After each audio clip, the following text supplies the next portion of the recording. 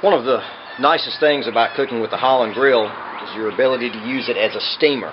Great for seafood, but what I want to talk about today is cooking low and slow, keeping that moisture in your food, but also getting a great smoked flavor. Now, the problem with the steamer pan for many people is setting a box of wood pellets here or even down on the steamer pan or drip pan. Because that water lowers the temperature, you can't get the pellets to fire off. They really won't smoke. You've got to keep them below the drip pan where the heat is higher. Now, if you've got an Apex, it's not a problem because your smoke pellet drawer is below the drip pan and steamer. But if you don't, what you got to do, and I double up anyway because I like a lot of smoke flavor in things like chicken wings or ribs. You're going to have to move the drip pan out of the way and put your pellet box, put a couple of them if you wanted, down onto the heat shield. That puts it below your pan of water and ensures that it will get hot enough to bring the smoke up through your food at the same time that your food is getting that moisture from the steam pan.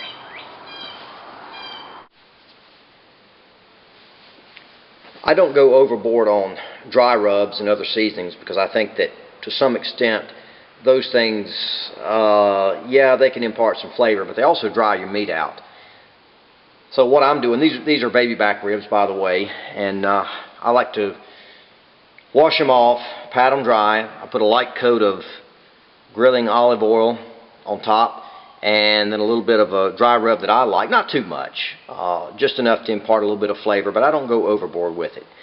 And of course the ribs, you never want to do this while they're cold. You want to make sure they're thawed out. If they've been in the refrigerator, take them out, let them sit out 30-45 minutes and get close to room temperature. And from there, once you put your rub on, I know some people like to leave them overnight, put them back in the refrigerator, but I just give them another 30 minutes or so and then they're ready to put on the grill. If you have one of the older Holland models, you'll have a round temperature gauge on top. And these can actually be calibrated. If you hold the nut and turn the dial or vice versa, you can do that at room temperature because they're low enough you can see what you're doing. It's pretty accurate, and typically the temperature at the top of the lid is going to be somewhere between 20 and 40 degrees lower than the actual grid temperature. The oblong temperature gauge that the newer models come with, it's just me. I don't particularly like them. I don't find them to be even reasonably accurate, and there's no way to calibrate them. But in either case, I do recommend that you get yourself some sort of a oven temperature gauge. Keep it on the cooking grid. What we're shooting for here, and I do have water. We're in the steam mode now. We want to cook at a lower temperature for a longer period of time. We're shooting for about 275 degrees. Generally, that's what this model will do when the outside air temperature is between, say, 65 and 75. On a really hot day or a day when there's no breeze, that temperature could creep up to 3 1/4. If you find that happening, you would want to put a small block of wood or something in here to perhaps open the lid an inch, inch and a half and let out some of that excess heat. Again, what we're shooting for is a grid temperature somewhere right around 275 degrees. 10, 15 degrees above that, it's not going to make any difference. But just keep in mind, 275 on the grid.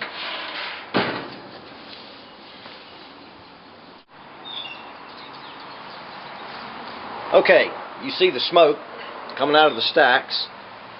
We're at about 250 up top, and on the grid, we're dead on 275. Put our ribs on now, bone side down.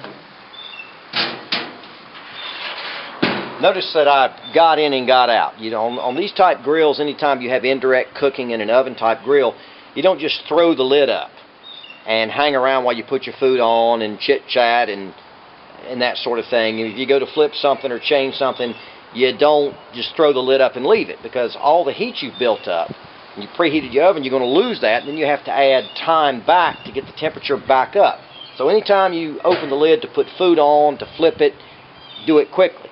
As far as checking on your food, you don't have to do that, and I'll explain that in a minute. For the time being, we're at 275 degrees. We got loads of smoke coming out of the stacks, going through our meat, and that's the important thing about smoking meat. If you want that smoke flavor, you can't do it after the meat's cooked. You got to do it while it's still raw.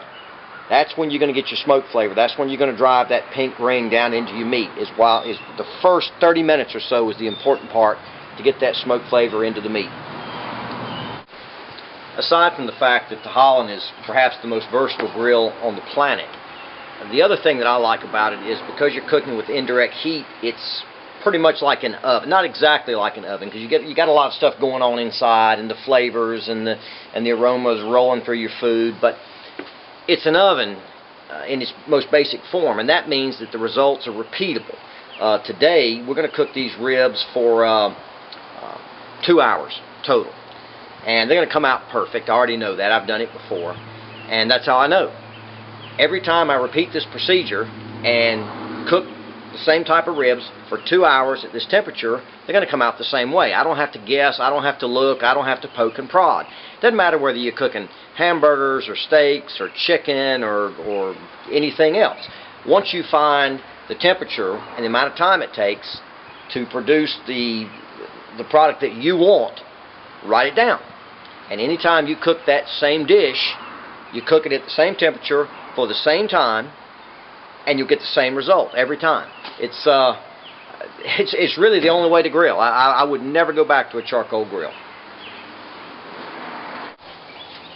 The people that make these wonderful grills are fond of saying that if you're looking, you're not cooking. And that's exactly right. Every time you raise the lid, you let the heat out. You want the heat in there. You want to keep the temperature at a constant place. But since we're making this video, we will take a look. As you can see, we've still got smoke coming off. We're still cooking right at 275. Everything looks good. One thing I'll say about cooking ribs, in my opinion, and I'll get some disagreement on this, but in my opinion, most people cook the ribs too long. They think that cooking them longer makes them more tender. It doesn't. It just dries them out. When the meat begins to draw back on the bone, and you see those bones protruding from the meat, that's happening because the meat is drying out and shrinking. So if you cook your ribs until the bone is protruding from the meat a ½ inch, 3/4 inch, or an inch, you're drying the meat out. It was done long ago.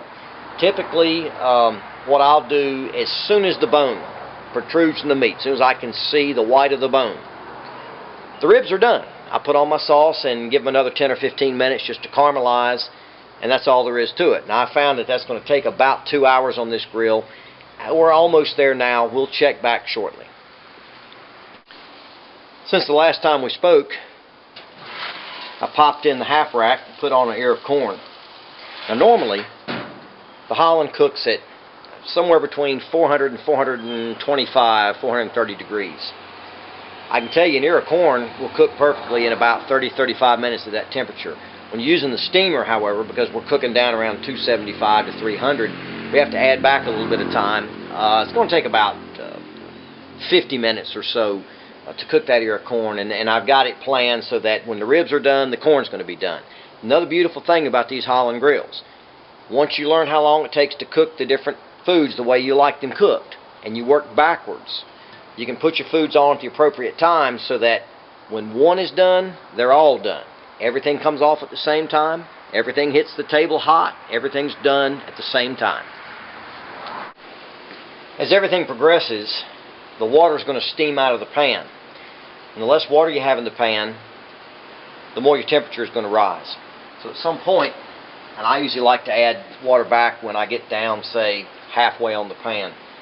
You'll add more water, which will bring your temperature back down and keep it at that magic 275 to, say, 300 mark that we want. Now, don't pour cold water in here. Hot water is what you want.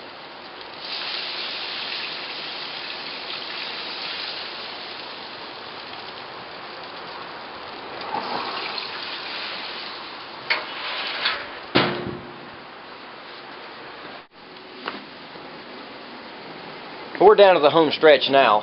Ribs have been on for about an hour and 45 minutes.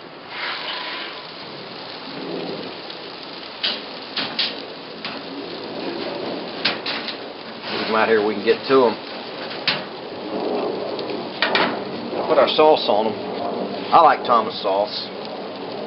Use whatever type you prefer. Any sauce that's got a base that's comprised of sugar, you don't want to put on too early. It'll tend to burn. Now, some people like a burnt black crust on their ribs. I don't.